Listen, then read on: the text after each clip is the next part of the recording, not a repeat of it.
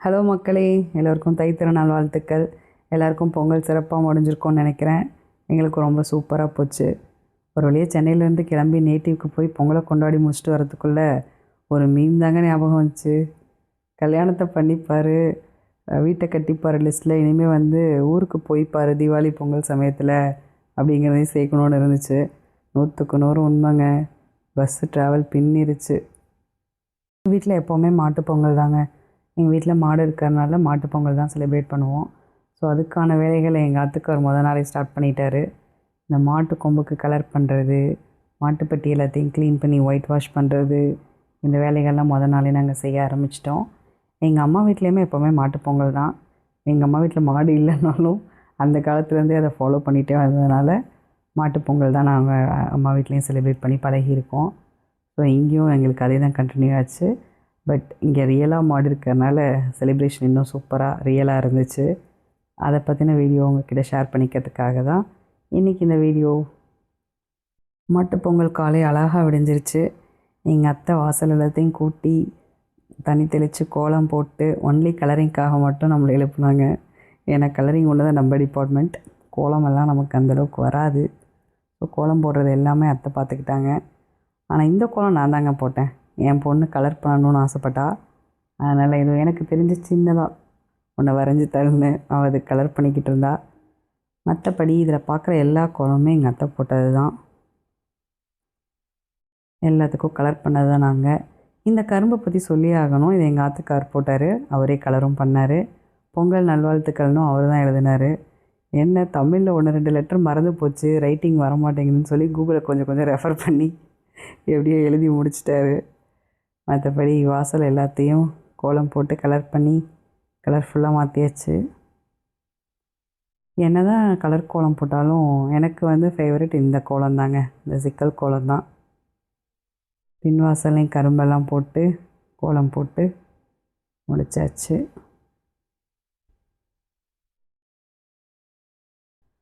பொங்கலோட ஸ்பெஷலே இந்த பரங்கிக்காய் பொரியல் தாங்க. அதனால் எங்கள் மாமா கிணத்து மூட்டில் இருக்க போய் பறிச்சிட்டு வாங்கன்னு சொன்னார். நாங்களும் தேடி பிடிச்சி பரங்கிக்காய் எங்கே இருக்குதுன்னு கண்டுபிடிச்சி ஒரு வழியாக எடுத்துகிட்டு வந்துட்டோம். பரங்கிப்பூவும் கூட பூஜைக்கு தேவை.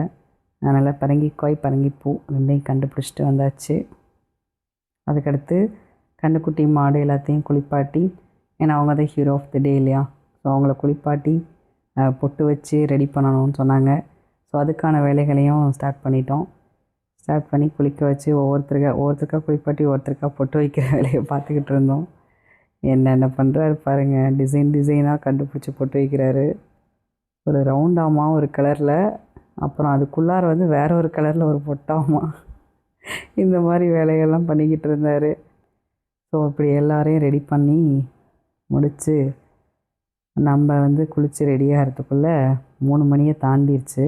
அதுக்கப்புறம் ஒரு ஸ்பாட் ரெடி பண்ணோம். சரி, ஓகே, இந்த இடத்துல நம்ம அடுப்பு வச்சு பொங்கல் ரெடி பண்ணலாம் அப்படின்னு சொல்லி நானும் எங்கள் அத்தையும் சேர்ந்து ஒரு ஸ்பாட் ரெடி பண்ணோம். அந்த ஸ்பாட்டுக்கு கோலம் போடுற வேலையை நம்மக்கிட்ட ஒப்படைச்சிட்டாங்க. நம்ம திறமை இவ்வளோ தான், இதாக தான் நம்மளால் முடிஞ்சிச்சு. ஸோ அதை போட்டு முடிச்சுட்டு, ஹலோ மக்களே, பொங்கலோட ப்ரீ ஒர்க்ஸ் எல்லாமே பண்ணி முடிச்சாச்சு. பொங்கல் காஸ்டியூம்லேயே ரெடி ஆகியாச்சு. இப்போ நம்ம ஆக்சுவலாக பொங்கல் எபிசோடுக்கு வந்துட்டோம். பொங்கல் எப்படி வைக்கிறதுன்னு பார்க்கலாமா? பொங்கல் வைக்கிறதுக்கான அடுப்பு ரெடி பண்ணுற வேலையை எங்கள் ஆத்துக்கார் பார்த்துட்டு இருந்தார். ஸோ கல்லையும் கழுவி கோலம் போட்டு அதை ஒரு கரெக்டான ஷேப்பு கொண்டு வரணும். நம்ம பானை சூஸ் பண்ணியிருக்க அளவுக்கு ஷேப் பண்ணி ரெடி பண்ணால் தான் நம்ம அடுப்பு ரெடியாகும். அதுக்கான வேலைகளை தான் பார்த்துக்கிட்டு இருந்தார்.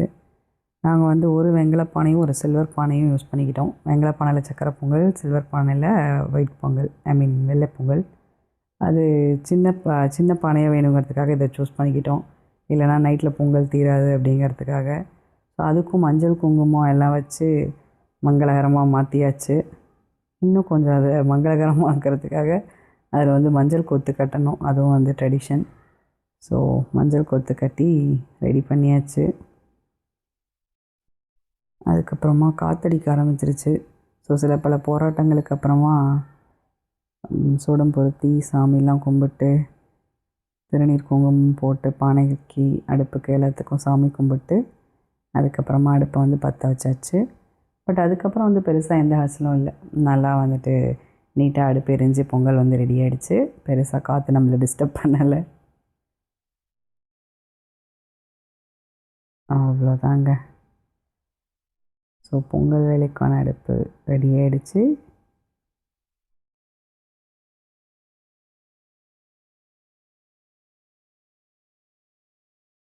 இதுக்கப்புறம் தோரணம் கட்டுற வேலையில் இறங்கிட்டாங்க எங்கள் ஆத்துக்காரும் தம்பியும். தோரணம் வந்துட்டு நம்ம அந்த மாட்டுப்பட்டியில் தான் சாமி கும்பிட போகிறோம், அதாவது படையல் போட போகிறோம் அப்படின்னா அதுக்கு வந்து ஒரு தோரணம் மாதிரி கட்டணும். 2 பக்கமும் என்ட்ரன்ஸ் மாதிரி கரும்பு, வேப்பலை, புங்கத்தலை, மஞ்சள் இதெல்லாம் வச்சு ஒரு தோரணம் ரெடி பண்ணுவாங்க. ஸோ அதை தான் இவங்க வந்து கொஞ்சம் நேரமாக இலத்தலை எல்லாத்தையும் கலெக்ட் பண்ணி தோரணமாக ரெடி பண்ணிக்கிட்டு இருந்தாங்க. அதை எடுத்துகிட்டு வந்து என்ட்ரன்ஸில் கட்டியும் முடிச்சிட்டாங்க. தம்ஸ் அப் பண்ணிவிட்டு கிளம்பிட்டாங்க. நம்ம அப்படியே கொஞ்சம் கொஞ்சமாக குச்சி வச்சு ஏதோ நம்மளோட திறமையெல்லாம் காட்டி அத்தை வேறு வேலையில் இருந்ததுனால அடுப்பெரிச்சிட்டு இருந்தோம். பட் நமக்கு அது ஒன்றும் கஷ்டமான வேலையே இல்லை, கொஞ்சம் எக்ஸ்பீரியன்ஸ் இருந்ததுனால ஓகேவா பண்ண முடிஞ்சிச்சு.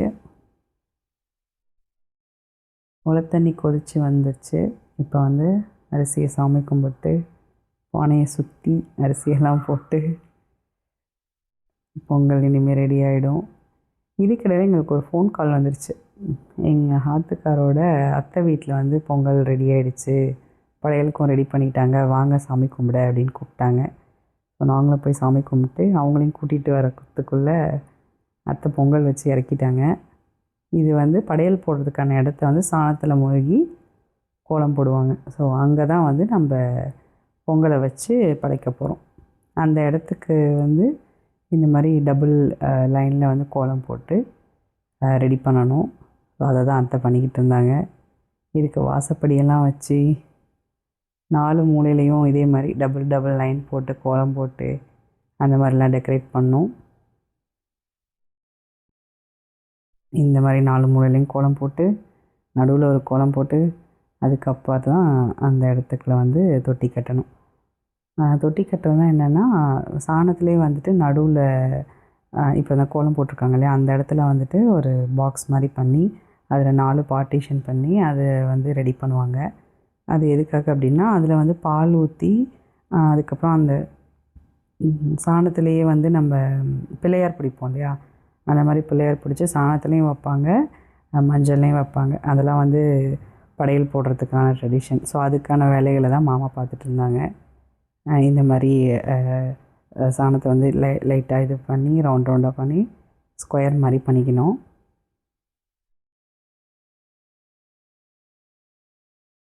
அதுக்கப்புறம் அதை வந்து பார்ட்டிஷன் பிரிச்சுக்கணும் இடையில இந்த மாதிரி. அப்புறம் இதுக்கும் வந்து ஒரு இது மாதிரி வாசப்படி மாதிரி கட்டணும். இப்படி வச்சதுக்கப்புறம் இதுக்கும் வந்து இந்த மாதிரி அவங்க காட்டுறாங்க இல்லையா, அந்த மாதிரி வாசப்படி வந்து கட்டணும். அதில் தான் வந்து பால் ஊற்றணும். அடுத்து குத்து விளக்குக்கு பூச்சூடி, அதுக்கும் மஞ்சள் குங்குமம்லாம் வச்சு எண்ணெய் ஊற்றி திரி போட்டு ரெடி பண்ணியாச்சு. டபுள் திரியை போட்டாச்சு. ஆல்ரெடி காற்று வந்து அலசிகிட்ருக்காருங்கிறதுனால டபுள் திரி ஸ்ட்ராங்காக போட்டாச்சு. விளக்கேற்றுற வேலையை மட்டும் நம்மக்கிட்ட ஒப்படைச்சிட்டாங்க. நம்ம அதை சிறப்பாக செஞ்சு முடிச்சாச்சு.